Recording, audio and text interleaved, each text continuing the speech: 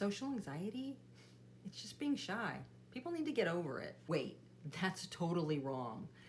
Social anxiety is so much different than shyness. While they may have some overlapping symptoms, shyness is not debilitating in your normal life like social anxiety can be. It's on a whole nother level. And one of the ways to differentiate is that shyness is typically something we're born with, and it doesn't usually cause the same amount of actual distress that you would get if you have social anxiety.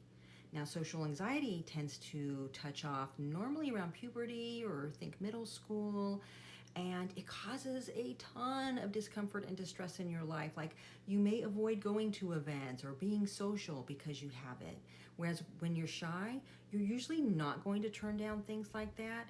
It may cause some discomfort for you, but not on the same level that social anxiety would. So social anxiety is a serious disorder. In fact, it's the third most common mental health disorder in the United States. So we absolutely do need to take it seriously. Now's a good time to hit the plus sign because you're going to want to remember what I'm about to tell you. The first tip that I want to give you is that we need to challenge those negative thoughts. So when you're having one, I want you to ask yourself, is this really true? And if I think it's true, what kind of evidence do I have to support that thought, right? Like, did so-and-so say that they actually don't like me? Did they actually tell me that? Or am I just assuming that because maybe they were distracted with something else, or maybe just having a bad day, right? So we need to actually challenge those thoughts. The second tip is to practice deep breathing. This is really important before you go into a social situation, or sometimes even when you're in it, if you're feeling super anxious. And there's a method called the 4-7-8 method. You may have heard about it.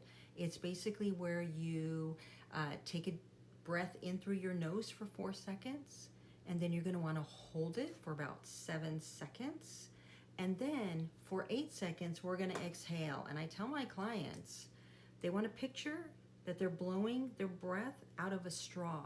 So it's a very slow and controlled deep breath out, and that can help make the difference. So when you do this deep breathing, and do more than one, do a few in a row, right, is it actually calms your nervous system down. It tries to give the signal to the brain that I'm not in actual danger, that everything's okay, relax.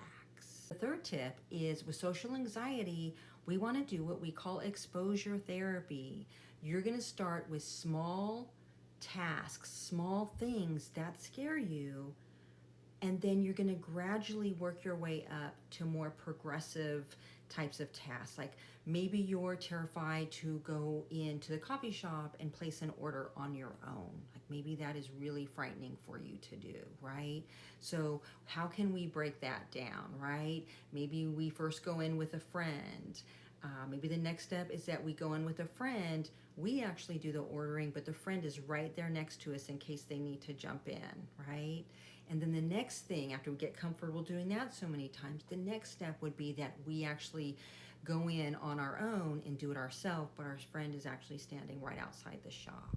So you can kind of break down any fears that you have into different steps that way.